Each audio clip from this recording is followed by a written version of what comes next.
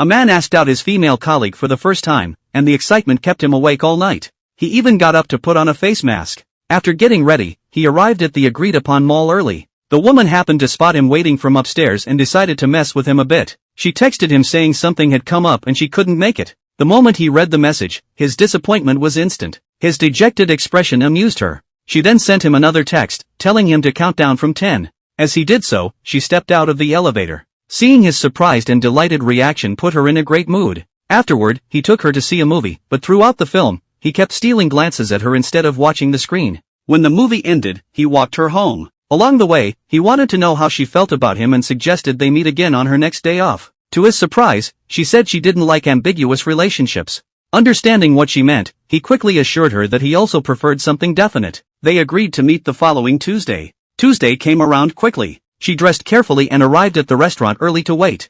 However, his boss held him up at work. When he finally finished, he rushed out of the office, only to drop and break his phone while running down the stairs. By the time he made it to the restaurant, she had already left. The next day, filled with guilt, he waited by the locker room door to intercept her and explain why he had been late the night before. But she refused to listen. He immediately bought an iced coffee to apologize, but by the end of the workday, the ice had melted and she hadn't taken a single sip. Seeing that she still wouldn't forgive him, he started leaving small gifts on her desk every day as a gesture of apology, but she never accepted any of them. During a casual chat with coworkers, he heard that she had been seen having a meal with the security guard from the bank, and the two had looked quite close. This news immediately made him anxious. He rushed to the park she frequented, hoping to get some answers, but when he arrived, she wasn't there. Just when he thought all hope was lost, an evening company gathering gave him another chance. Since she was the most attractive employee at the company, everyone was curious about her love life. One colleague mentioned having seen her dining with someone recently and asked if she had a boyfriend. She smiled and said she didn't.